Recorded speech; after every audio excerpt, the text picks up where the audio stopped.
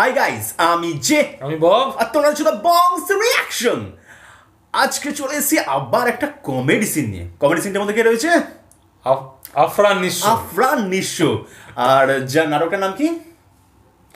শ্বশুর আলয় মধুর আলয়। আচ্ছা, হ্যাঁ, একদম শ্বশুর আলয় মধুর আলয়, মানে হচ্ছে শ্বশুরবাড়ি জিন্দাবাদ টাইপের। আমার শ্বশুরবাড়িতে থাকে বেটা, শয়তান আছে। শ্বশুরবাড়ি জিন্দাবাদ, শ্বশুরবাড়ি জিন্দাবাদ। আমাদের এখানে মানে বাংলাদেশের সিনেমা, বিখ্যাত সিনেমা শ্বশুরবাড়ি জিন্দাবাদ। তো মনে হচ্ছে সেরকম টাইপের একটা কিছু। যাই হোক, নাটক আফরান নিঃস্ব যখন আছে তখন তো কথাই হবে না। আফরান ভাই আর কি পাওয়ালি থাকবেই। ও তো মানে মাস্টার, সিরিয়াসলি সবকিছুই মাস্টার একদম। মানে সত্যি কথা বলতে আমাদের সব থেকে প্রিয় অভিনেতা যদি বাংলাদেশে কেউ থাকে সেটা হচ্ছে আফরান নিঃস্ব। একদম একদম সিরিয়াসলি বলছি, আমাদের দারুণ লেগেছে আফরান নিঃস্বকে। উনার কাজ, উনার সমস্ত কিছু আমাদের দারুণ লেগেছে। তো যাই হোক, আফরান ভার্সেটাইল আর্টিস্ট, একদম সবকিছু পারে, সবকিছু উনি পারেন। উনি পারেন না বলে কোনো কিছু নেই, সিরিয়াসলি বলছি। এবং কোনো কোনো সময় মনে হয় উনাকে দেখলে যে উনি সুইটেবল আরো বড় বড় ইন্ডাস্ট্রিতে যাওয়ার জন্য। একদম একদম। তো যাই হোক, চলো আজকে যে নাটকটা যেটা বললাম, শ্বশুরালয় মধুরালয়, এবং সিনটা কি জানো? সিনটা হলো হিজড়ার পাল্লায় পড়লো আফরান নিঃস্ব। হিজড়ার পাল্লায় পড়লো আফরান নিঃস্ব। তো একটা সিন, হিজড়ার পাল্লায় পড়লো আফরান নিঃস্ব, বেশি বড় না। তো চলো আগে দেখে নিই সিনটার মধ্যে, তারপর কথা হবে। চলো।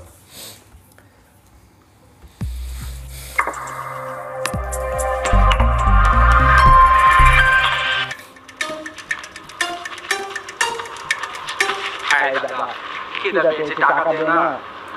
টাকা? হ্যাঁ, খিদা অনেক খিদা পেয়েছে, টাকা দিবি? আপু, আপনার খিদা পেয়েছে, আপনি টাকা লাগবে কেন? এটা তো আমাদের বাড়ি। ও, এটা তোর বাসা? তাহলে চল বাসায় যাই।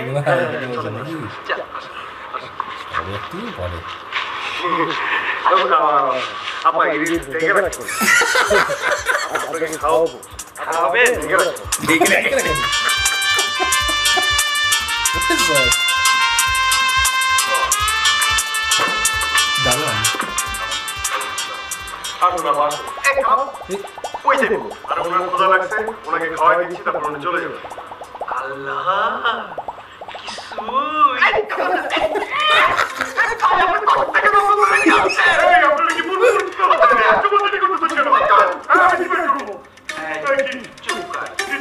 ও আমার রাজা, আমি ওর রানী।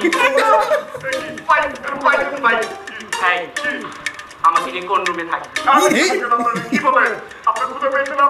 আপনি তো ক্ষুধা তো নাকি? হ্যাঁ রে, খুব ক্ষুধা পেয়েছে। আপনাকে খাওয়াই দিচ্ছি, আপনি খেয়ে শুধু চলে যাবেন। আপনি এরকম করতেছেন কেন?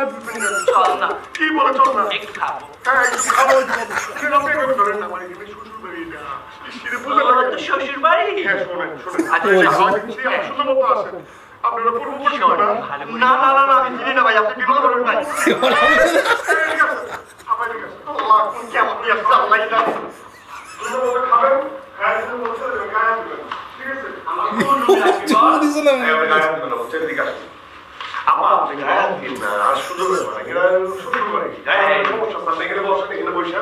আপনারা খাওয়া দিতেছে, আপনি খান।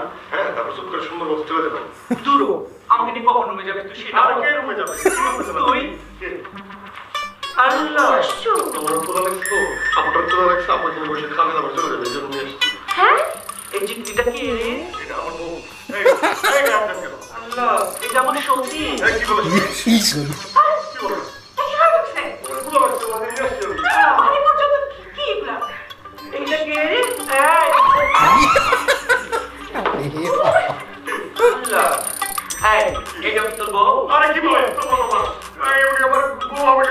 তার মানে আমার দুটো সত্যি।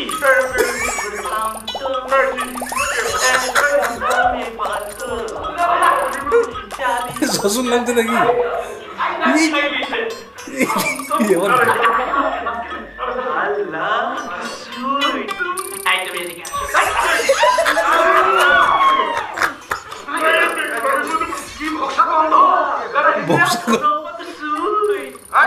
শ্বশুর মনে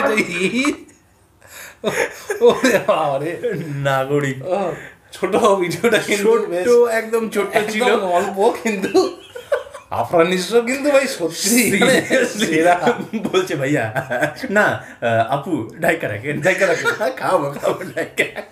ওইটা আমার শ্বশুর বাড়ি, হাত নামার বলে এটা আমার বউ, বলে ও আমার সতীন, ও ইয়ে করেছে কিন্তু দারুণ অ্যাক্টিং করেছে। মানে যিনি ছিলেন মানে হিজরা শ্রীছেন, যিনি দারুণ অভিনয় করেছেন, কিচ্ছু মানে ফাটিয়ে দিচ্ছে, উনি ফাটিয়ে দিয়েছেন, বেশ ভালো লাগলো। কোনো কথাই হবে না, ছিল যেটা মনে বুঝতে পারলাম যে শ্বশুর বাড়িতে বেটা থাকে।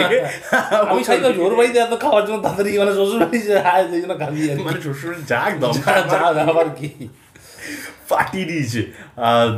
নাটকটার নাম ছিল শ্বশুর আলয় মধুর আলয়, এই জন্য মধুর মানে যাকে বাচ্চা নিয়ে গিয়ে সমাজ সেবা করে দিচ্ছে। বলছে বাড়ি যাবো কেন, কোন রুমে শুবি,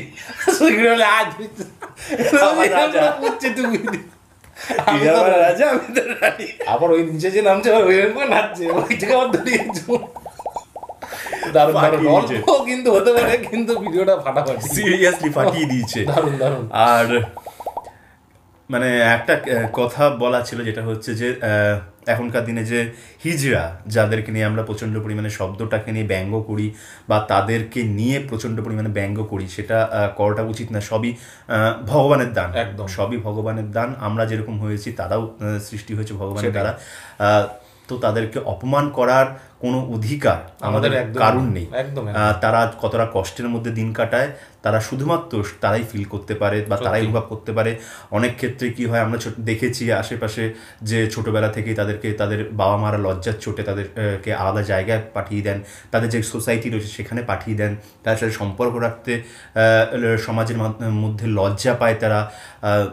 মানে কি বলবো, তাদেরকে নিয়ে তাদের মা বাবা যখন লজ্জা বোধ করে তাহলে ভাবো একটা সমাজ তাদেরকে কি চোখে দেখবে, তারা কতটা পরিমাণে কষ্টের মধ্যে দিয়ে বড় হয়।